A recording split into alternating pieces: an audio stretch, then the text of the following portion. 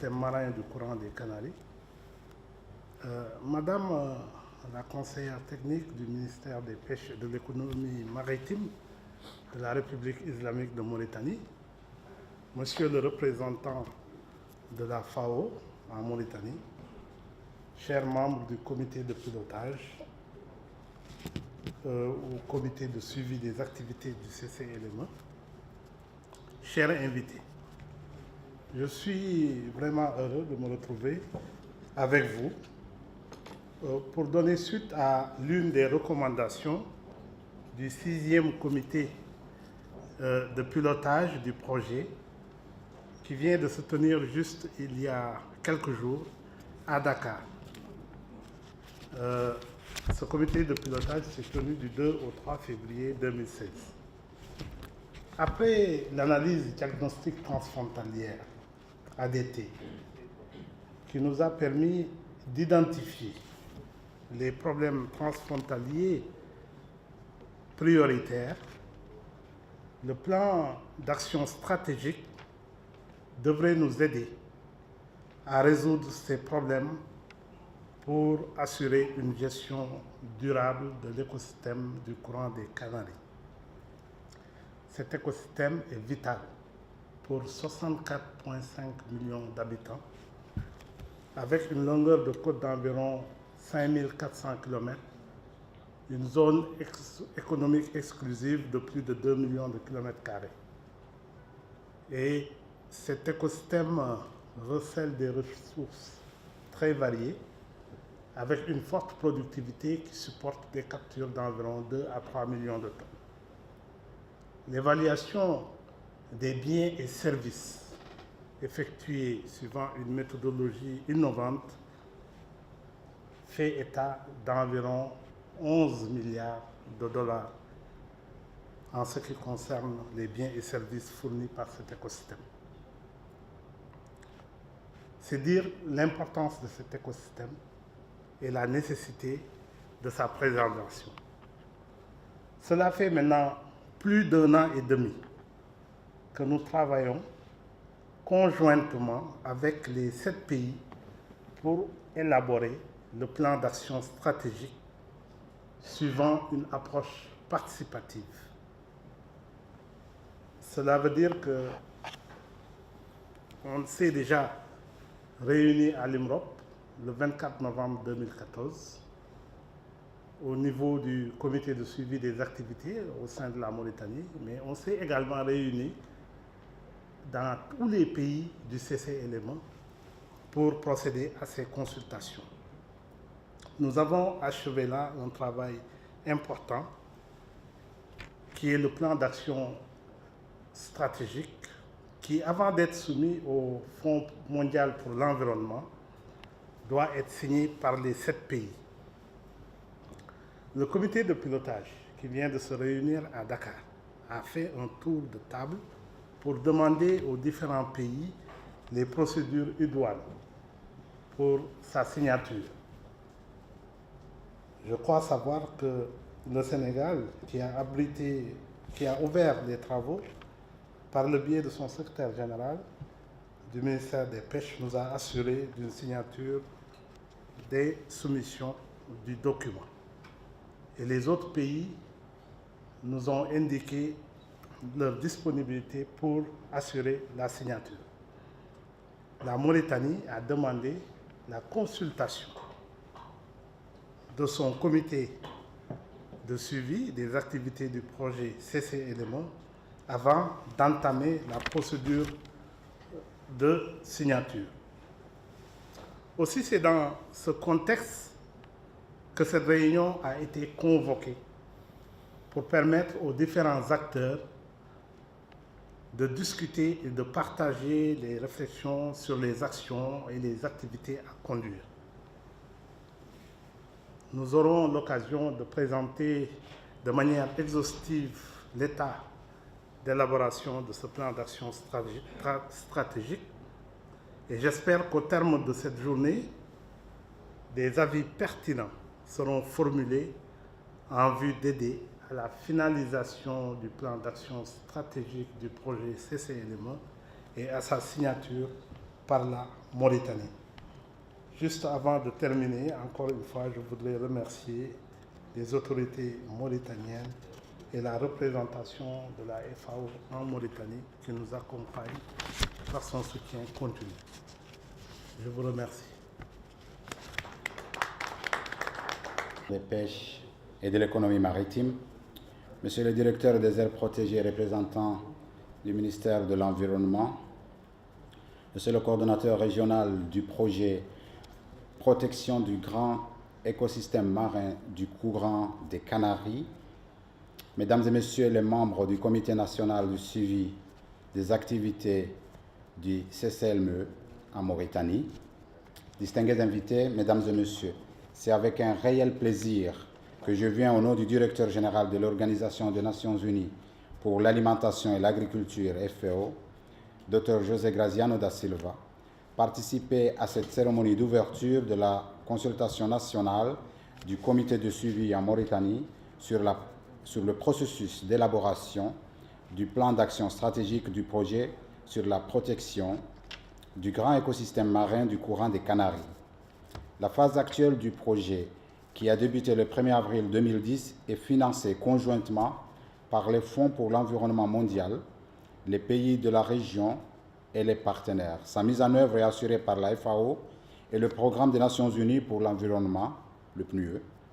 Les pays participants du projet sont le Cap-Vert, la Gambie, la Guinée, la Guinée-Bissau, le Maroc, la Mauritanie et le Sénégal.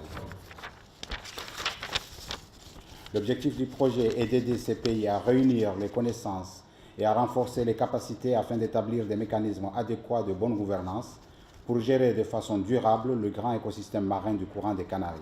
Le projet vise à inverser la tendance de la dégradation de cet écosystème causée par la surpêche, la modification des habitats et les changements intervenant dans la qualité de l'eau en adoptant une gestion basée sur l'approche écosystémique. Mesdames et Messieurs, à la suite de la première réunion du comité de pilotage tenue à Dakar en novembre 2010, il avait été convenu de la création de 8 groupes de travail afin d'assister le processus de développement d'une analyse diagnostique transfrontalière et l'élaboration d'un plan d'action stratégique pour le CCLME. Ce processus doit permettre l'identification et l'analyse des préoccupations communes sur des questions transfrontalières de l'écosystème marin du courant des Canaries à travers le développement d'une analyse diagnostique transfrontalière et de hiérarchiser et proposer des solutions applicables dans un plan d'action stratégique qui sera adopté par le pays. Pour la réalisation de ces activités, différents groupes de travail ont été constitués et sont opérationnels depuis le début du projet.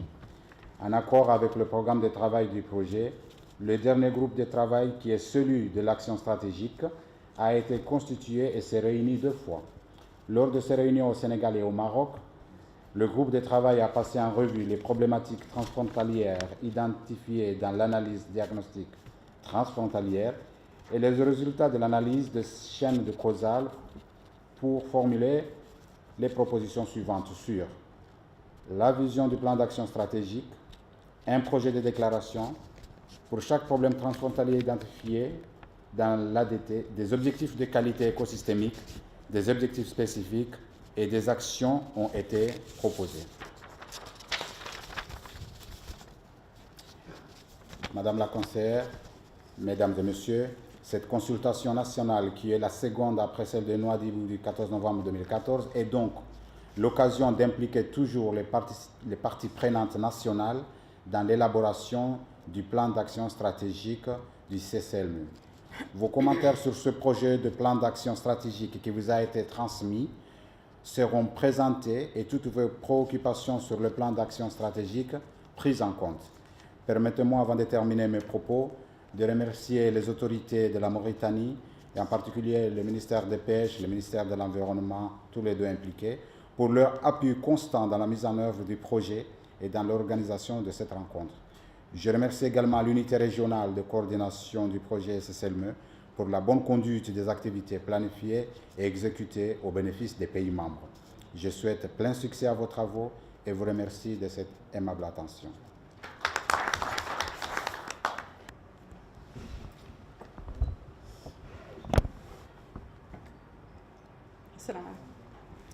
الله الرحمن الرحيم، وصلى الله على نبيه الكريم. السيد ممثل منظمة الأمم المتحدة للأغذية والزراعة، السيد المنسق الجهوي لمشروع حماية النظم البيولوجية البحرية الكبرى لتيار الكناري، السيدات والسادة أعضاء اللجنة الوطنية لمتابعة نشاطات المشروع الجهوي، أيها المدعوون الكرام، السلام عليكم ورحمة الله. يطيب لي باسم معالي وزير الصيد والاقتصاد البحري أن أشرف معكم اليوم على انطلاق لقاء التشاور حول برنامج العمل الاستراتيجي لمشروع حماية النظم البيولوجية البحرية الكبرى لتيار الكناري. ويطلع هذا المشروع بمهام حيوية تمس في الصميم سلامة الوسط البيئي البحري ونقاء المياه في منطقتنا الاقتصادية الخالصة، وفي مناطق دول الجوار البحري التي نتقاسم معها نفس الظروف الطبيعية فضلا عن المخزونات المشتركة. كما أن أهدافه تتنزل في صميم استراتيجية التسيير المسؤول من أجل تنمية مستدامة لقطاع الصيد والاقتصاد البحري 2015-2019.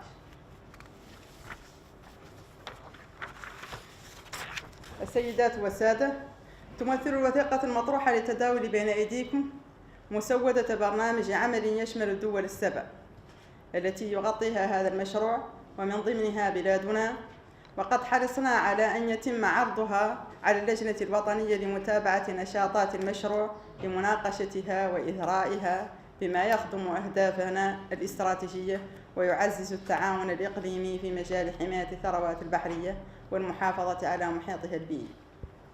واسمحوا قبل الختام أن أتقدم بوافر الشكر والتقدير إلى كل من منظمة الأمم المتحدة للأغذية والزراعة FAO وبرنامج الأمم المتحدة للبيئة والصندوق العالمي للبيئة، فضلا عن مشروع حماية النظم البيولوجية البحرية الكبرى لتيار الكناري.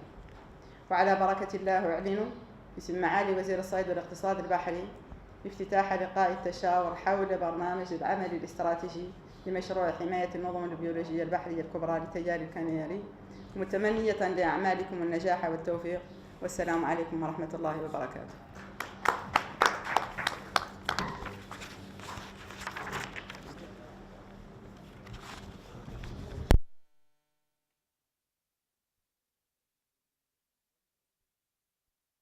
المردودية الاقتصادية، تبدو بتعريف اسمكم والوظيفة. بسم الله الرحمن الرحيم. اسمي محمد محفوظ، باحث المعهد الموريتاني لبحوث المحيطات والصيد. هذا الاجتماع هو ثاني اجتماع يتعلق بهذا الموضوع اللي هو البلان داكسيون استراتيجيك، اللي هو المخطط الاستراتيجي الوطني في ميدان مثلا الدراسات البحرية. وهذا المخطط عبارة عن رؤية شمولية للدول المعنية بهذا المشروع، رؤية شمولية للمواضيع اللي تهمهم كاملين، من ناحية الموارد البحرية، من ناحية البيئة، من ناحية الجوانب الإيكولوجية الثانية اللي زابيتا. كل هذه الجوانب يعني هذا المشروع، وتدخل في إطاره 7 دول إفريقية، وهناك شراكة فعلية علمية لدراسة كل هذه النظم البيئية اللي مرتبطة بالتيار كوران دي كناري. وهذا التيار معروف أنه مرتبطة به الثروة، ولا يشمل ثروة هائلة بحرية تقدر باحتياط كبير وانعكاس مادي واقتصادي ومعنوي للدول المعنية، من ناحية العمالة ومن ناحية الاقتصاد، دعم الاقتصاد، ومن ناحية الغذاء. كل هذه الجوانب تنظر لها في نقاط وأهداف استراتيجية لهذه الدول. المردودية الملتقى للاقتصاد الوطني المحلي، مردوديته بالضبط رؤية شمولية تعود الدول من خلالها تعود ترسم سياساتها وتعود عندها رؤية مشتركة، الجانب العلمي، الجانب الإداري، الجانب السياسي للموضوع. وكل هذه الجوانب مهمة أساسا في هذا المشروع. من ناحية تقييمها يتطلب قدر من الدراسات، إياك يكون تشوف ذاك الدراسات إن شاء الله مرحلة أخرى هي اللي تعود تقيم وتعود، ولكن الحين النظم البيئية والثروة من خلال المحافظة عليها وحمايتها، وهذا هو الجانب بالضبط اللي يعني نحن في هذا الاجتماع. وشكرا.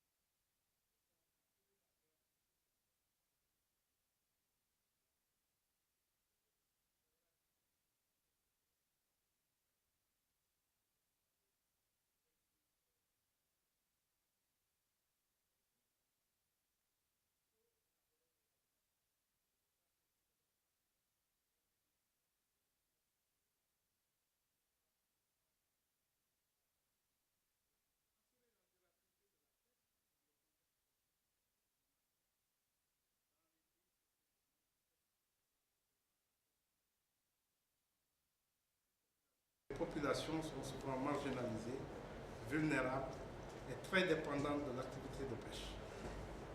Le plan d'action stratégique attache donc une importance particulière à l'ensemble du secteur de la pêche à différentes échelles. Il est plus que jamais nécessaire de renforcer la coordination et la coopération régionale pour agir efficacement afin d'anticiper et attirer les conditions environnementales et de trouver des réponses rapides et ciblées face aux situations d'urgence. À cet effet, le plan d'action stratégique vise à intégrer les enjeux climatiques dans les priorités du développement national. Pour ce qui concerne les leçons, ce sont des initiatives qui ont eu pour objet de démontrer et de tester par l'action la pertinence des approches intégrées et régionales traitant de questions transfrontalières spécifiques. Elles permettent de renforcer les connaissances et les capacités sous-régionales de nombreux acteurs et participent à l'élaboration de politiques et de plans d'aménagement intégrés. Les expériences et les leçons apprises doivent se poursuivre et se